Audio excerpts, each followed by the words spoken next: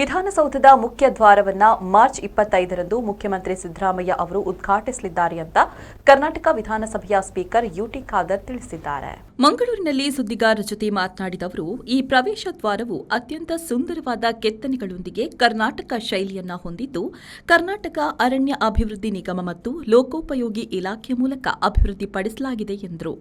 ವಿಧಾನಸೌಧದ ಭವ್ಯ ಮೆಟ್ಟಿಲುಗಳ ಬಳಿ ಮತ್ತು ಹೈಕೋರ್ಟ್ ಕಡೆಯಿಂದ ಪ್ರವೇಶ ದ್ವಾರಗಳನ್ನು ಅಭಿವೃದ್ಧಿಪಡಿಸುವುದಕ್ಕೆ ಲೋಕೋಪಯೋಗಿ ಇಲಾಖೆಯಿಂದ ಟೆಂಡರ್ ಕರೆಯಲಾಗಿದ್ದು, ಶೀಘ್ರದಲ್ಲೇ ಕಾಮಗಾರಿ ಆರಂಭವಾಗಲಿದೆ. ವಿಧಾನಸೌಧಕ್ಕೆ ಭಾಗಶಃ ವಿದ್ಯುತ್ ಪೂರೈಸುವ ಸೌರ ಫಲಕಗಳನ್ನು ಸಹ ಮಾರ್ಚ್ 25ರಂದು ಉದ್ಘಾಟಿಸಲಾಗುವುದು ಎಂದರು.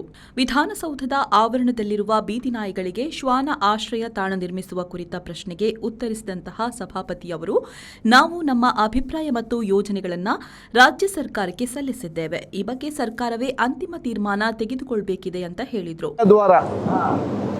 ಏನು ಇವತ್ತು ನಾವು ಹಿಂದೆ ನಮ್ಮ ರೋಸ್ ವುಡ್ ಒಂದು ದ್ವಾರ ಮಾಡಿದ್ದೇವೆ. ಸೊ ನಾವು ಎಂಟ್ರ್ ಆಗುವಾಗ ಮೇನ್ ದ್ವಾರ ಇದೆ. ಆ ದ್ವಾರವನ್ನು ಮಾನ್ಯ ಮುಖ್ಯಮಂತ್ರಿಗಳು 25ನೇ ತಾರೀಕಿಗೆ ಬೆಳಿಗ್ಗೆ ಉದ್ಘಾಟನೆ ಮಾಡಲಿಕ್ಕೆ ಇದ್ದಾರೆ. ಇದು ಕೂಡ ನಮ್ಮ ಕರ್ನಾಟಕದ ಮತ್ತೊಂದು ಕಲೆ ಏನಿದೆಯಾ ಇವತ್ತು ಬಹುಶಃ ನಮ್ಮ ಈ ಫರ್ನಿಚರ್ಗೆ ಸಂಬಂಧಪಟ್ಟ ಹಾಗೆ ಆ ರೀತಿ ಇವತ್ತು ಒಂದು Karnataka state forest development corporation ಮತ್ತು PWD ಮುಖಾಂತರ ನಾವು ಇದನ್ನು ಅನುಷ್ಠಾನ ಮಾಡಲಾಗಿದೆ. ಕೆಲಸ ಪೂರ್ತಿಗೊಂಡಿದೆ. ಅದೇ ರೀತಿ ಗ್ರ್ಯಾಂಡ್ ಸ್ಟಪ್ಪಿನ ಮತ್ತು ನಮ್ಮ ಬ್ಯಾಂಕ್ವೆಟ್ ಹೈಕೋರ್ಟ್ ಸೈಡ್ ದ್ವಾರ ಕೂಡ ಇವತ್ತು PWD ಟೆಂಡರ್ ಮಾಡಿದ್ದಾರೆ. ಆ ಕೆಲಸಗಳು ಮುಂದಿನ ದಿನ ತೆಗೆದುಕೊಳ್ಳಲಾಗುವುದು.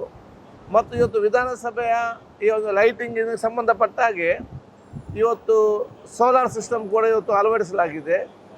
ಅದನ್ನು ಕೂಡ 25ಕ್ಕೆ ಜೊತೆಯಲ್ಲಿ ಮಾನ್ಯ ಮುಖ್ಯಮಂತ್ರಿ ಉದ್ಘಾಟಿಸಲಿದ್ದಾರೆ. ಯಾವುದು solar I am not very sure.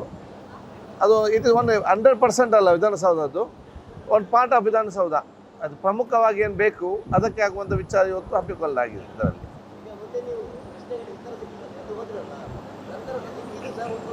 ಇದರಲ್ಲಿ ಇಲ್ಲ ಅಲ್ಲ, ಬಹುತೇಕ 80% ಬಂದಿದೆ. 80% 170ಯಲ್ಲಿ ಅಲ್ಲ 190ಯಲ್ಲಿ 170 ಬಂದಿದೆ. ಈಗ ವಿಧಾನಸೌಧ ಆವರಣದಲ್ಲಿ ನಾಯಿಗಳಿಗೆ ಒಂದು ವ್ಯವಸ್ಥೆ ಮಾಡಬೇಕು ಅಂತ ಅದು ಏನಾಗಿದೆ? ನಾವು ನಮ್ಮ ಅಭಿಪ್ರಾಯ ಮತ್ತು ಯೋಚನೆಯನ್ನು ಡಿಸ್ಕಸ್ ಮಾಡಿ ಸರ್ಕಾರಕ್ಕೆ ಸಲ್ಲಿಸಿದ್ದೇವೆ. ಸರ್ಕಾರ ತೀರ್ಮಾನ ತಗೊಳ್ಬೇಕು. Dog shelter. Nagesh Kavoor, V4 news, Mangaluru.